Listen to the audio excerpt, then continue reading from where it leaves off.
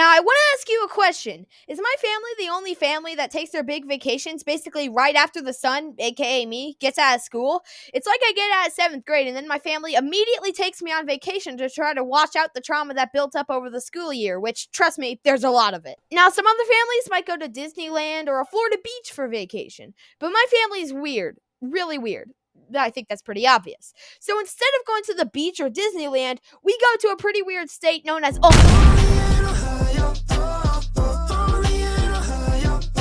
Okay, that's enough. I don't want to get copyright claimed. But yeah, guys, I actually went to Ohio. Don't freak out. And it's actually pretty cool there. Well, it actually wasn't. It was like 90 degrees most of the days we went there. But I guess those are just the side effects of going on vacation in June. But where did we actually go in Ohio? Well, we went to a small town on the northern tip of Ohio called Sandusky to go to the wonderful place that is Cedar Point. No, it's not a collection of trees. It actually looks like this.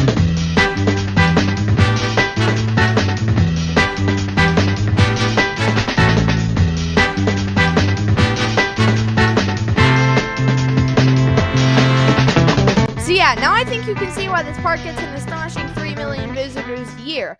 The park has a total of 18 roller coasters, and none of them are inherently bad. So I think it makes sense why so many people go on vacation here. The first time my dad took me to Cedar Point was when I was 2, and I could only ride the small kiddie rides, which is kind of hilarious since some people don't get here until they're like 30. Meanwhile, I popped out of the womb, and then I was taken to the world's greatest amusement park. But as I got older and braver, I started going on the roller coasters. Now, before this trip, the only coasters I hadn't ridden in the park were Millennium Force and Top Thrill Dragster, now known as Top Thrill 2. And on this trip, I finally had the bravery to go on Millennium, but Top Thrill 2 was down, even though we were there for 4 days. If that isn't a moment, I don't know what is. But yeah, I did go on Millennium Force, which, by the way, is that, 310 feet, and this is what the ride looks like.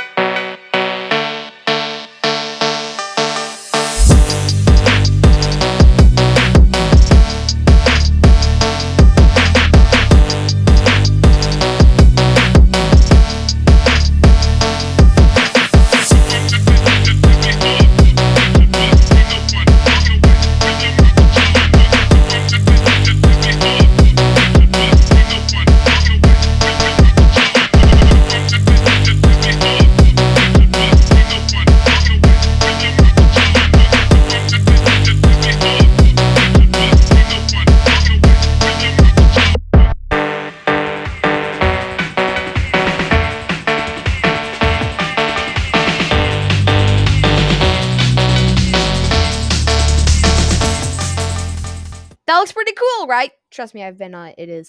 However, that's not even the tallest coaster there, nor the most intense. This park is truly wild, so if you ever have a week or two during the summer and everyone in your family likes roller coasters, you should ask them to go here, because they have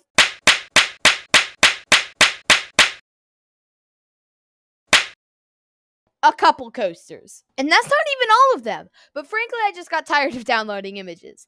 But there's like 3 or 4 coasters I didn't even put there. They really have it all. But that's enough about Cedar Point. It's time to move on to another park about 4 hours down the road from Cedar Point. It's in Mason, Ohio, which is a suburb of Cincinnati.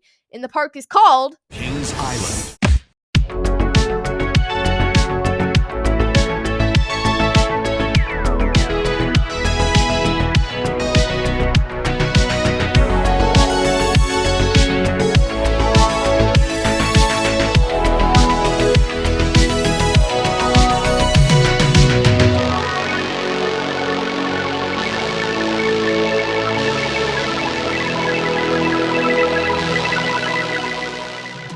This park is kind of like Cedar Point's little brother. However, it still packs a punch. This park has a total of 15 roller coasters compared to Cedar Point's 18, but both parks have very good rides. And Kings Island has some classic rides like Diamondback, Flight of Fear, and one of the newest coasters at the park, Banshee, which is one of the tallest Bolliger and Mabillard, or B&M, inverted coasters. However, Kings Island's newest major addition was a 300-foot roller coaster named Orion. Yes, this is the second Blue Giga coaster I've covered in this video.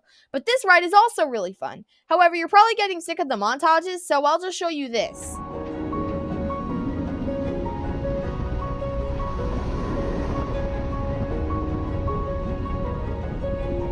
Why?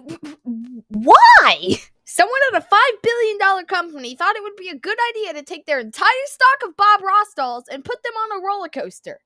Why? I will say, Bob Ross would approve, though.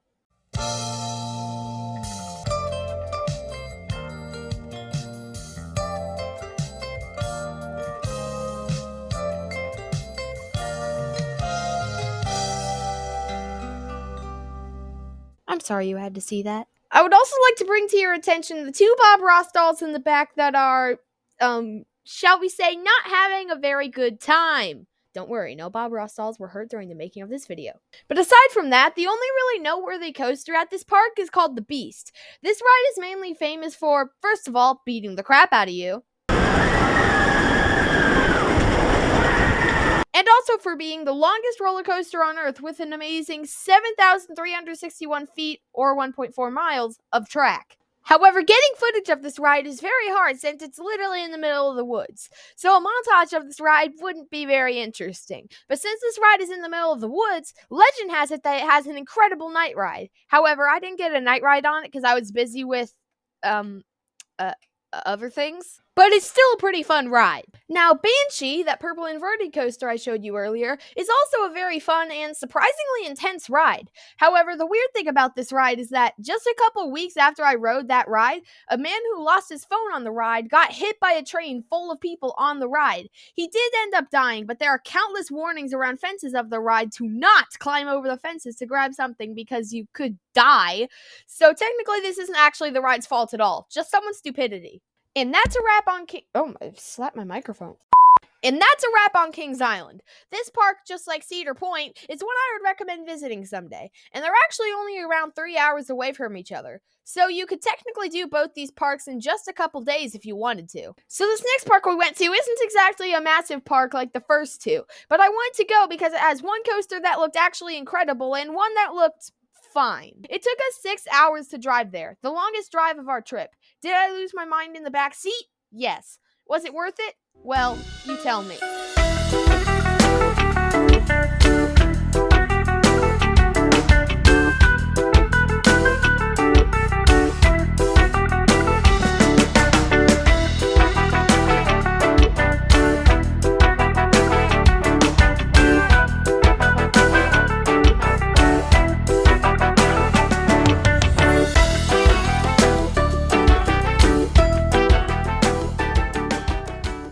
So you can probably tell that I went with a slightly different vibe for the music in that montage, and that's because the park is called Lost Island, so that's kind of the vibe I went for. But anyways, this very new and very small park's best coaster is called Matugani. It's a hydraulic launch coaster that formerly operated at a park in Sweden called Liseberg.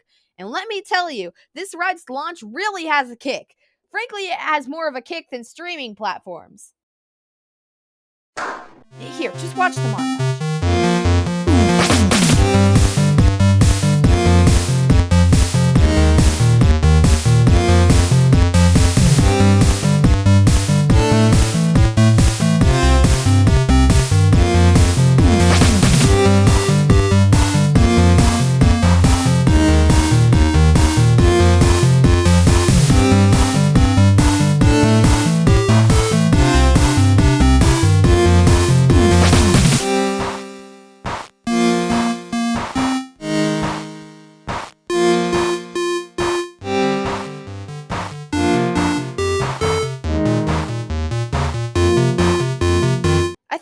Way to describe this ride is pure fun. It's definitely not the fastest ride out there, but with how tight the elements are, you still get a very enjoyable and forceful ride experience. And it's definitely miles better than the other coaster at this park, Nopuco Nopuco?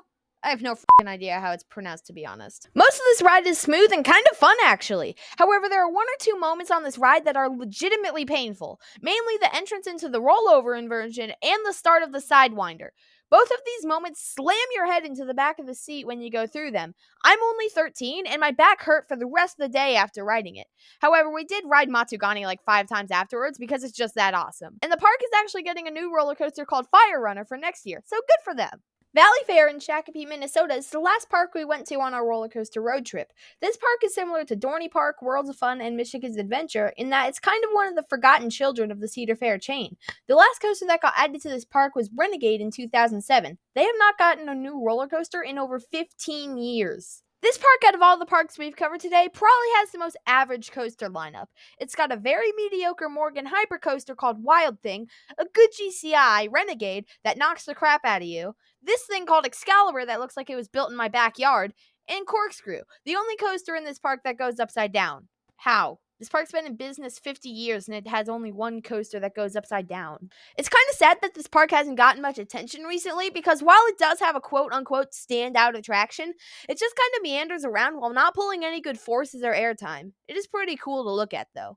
And it's not like this park is in the middle of nowhere. It's nestled right next to Minneapolis and only a 1.5 hour drive away from Rochester. So it's not like they have a minuscule amount of people to draw from. It's very populated.